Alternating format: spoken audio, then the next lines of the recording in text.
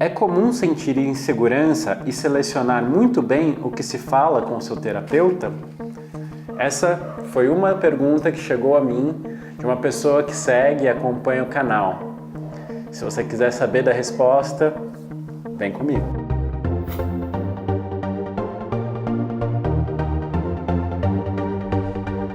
Eu sou o psicólogo Ronaldo Coelho e esse é o canal Conversa Psi.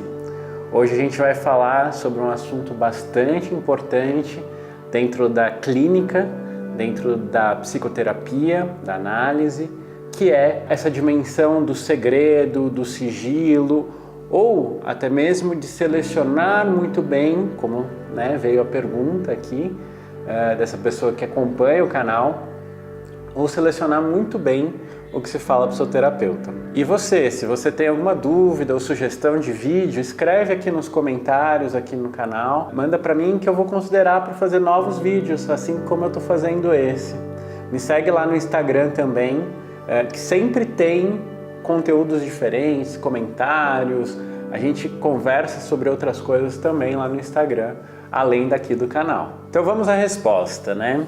Se você sente insegurança em falar algo para o seu terapeuta, isso sugere que de alguma maneira falta confiança nessa relação. E se isso está acontecendo, vale se perguntar o que está gerando essa desconfiança ou essa falta de confiança no seu terapeuta. Então, algumas perguntas que você pode se fazer. O que está acontecendo? Por que eu não consigo confiar no meu terapeuta? É algo que ele me informa ou que eu consigo perceber dele, que eu não consigo confiar por conta disso? Tem algo nele, alguma característica nele que faz com que eu não consiga confiar nele? O que é que faz com que eu selecione muito bem aquilo que eu vou falar para o meu terapeuta? Há algo nele que desperta em você desconfiança? Essa eu acho que é a pergunta principal. Porque respondendo essa pergunta, você vai poder entender mais ou menos o porquê que você está tendo que selecionar tão bem o que você vai falar para o seu terapeuta. A confiança é a base de toda a relação terapêutica. Ela é, mais do que qualquer outra coisa, que vai garantir o sucesso ou não do tratamento, o sucesso ou não da análise. Então, se falta confiança, o processo de análise mesmo não acontece. Então é fundamental cuidar disso nesse primeiro momento ou durante todo o processo de análise. Pesquisas mostram, inclusive, que muito da eficácia do processo terapêutico não tem a ver com a linha que o profissional segue, se ele é analista, se ele é psicanalista, se ele é da linha comportamental, se ele é da cognitivo, enfim, da fenomenologia, qualquer que seja a linha. Depende desta relação paciente e terapeuta, dessa relação, antes de tudo, de confiança. E a confiança, ela se estabelece em 3 níveis. Uma que é a do sigilo, então você confia que o seu terapeuta, que esse profissional, ele vai manter o sigilo, que ninguém vai ficar sabendo sobre aquilo, ou que pessoas que não podem ficar sabendo, não vão ficar sabendo de nenhum jeito. Então esse é um nível da confiança. O outro nível de confiança é o julgamento. Você acredita ou você consegue confiar que esse profissional não vai fazer um julgamento apressado sobre aquilo que você vai dizer, que ele vai conseguir entender o que você está querendo dizer, que ele vai cuidar daquilo, que não vai haver um pré-julgamento mesmo, no sentido estrito do termo, um julgamento apressado, como aquilo sendo ruim, ou aquilo sendo errado, ou aquilo não sendo bom, antes mesmo de compreender todo o contexto, o porquê que você está dizendo aquilo, ou como que aquilo se insere em toda a sua história de vida, para que aí juntos vocês possam cuidar daquilo que você está falando. E o terceiro, mas que também não está dissociado desses outros, é a capacidade do profissional como tal. Você consegue confiar que aquele profissional vai ter capacidade de cuidar de você? Ou você acha que você vai dizer aquilo e o profissional não vai saber lidar com aquilo? Ele não vai saber cuidar daquilo. Ele não tem capacidade de cuidar de você. Então esse é um outro nível de confiança, que é a confiança na própria capacidade do profissional como tal, como analista, como psicólogo. Se falta confiança em qualquer um desses níveis, obviamente você vai selecionar muito o que você vai falar para o seu terapeuta. Isso vai contra, principalmente quando a gente está num processo psicanalítico, né?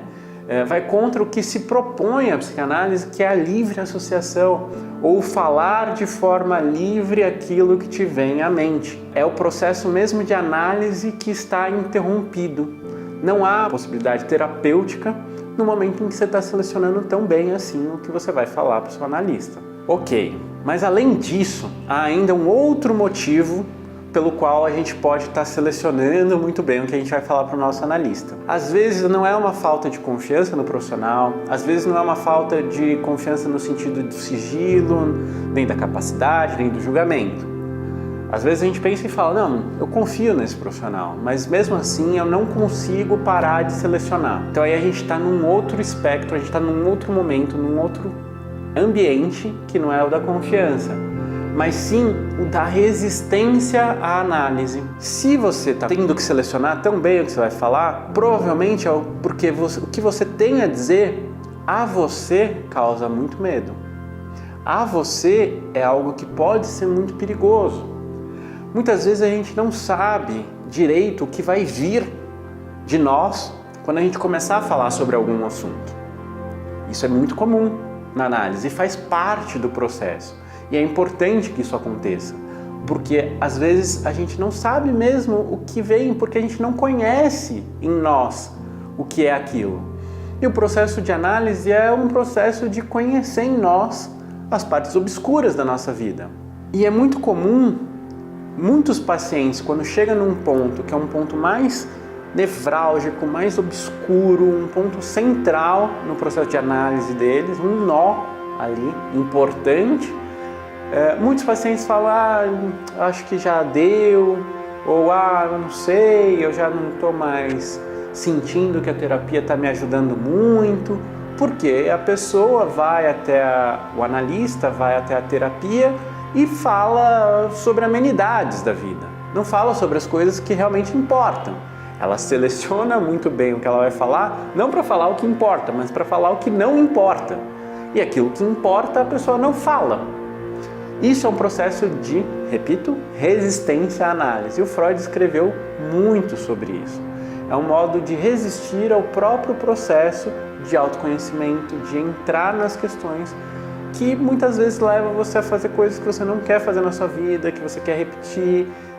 Quer repetir não é a palavra certa, né? Porque não é voluntário, mas que inconscientemente você repete, você volta a fazer e manter a sua vida como ela está. Inconscientemente, a pessoa não quer mexer, você não quer mexer, talvez em algumas coisas, e por isso esse processo de resistência.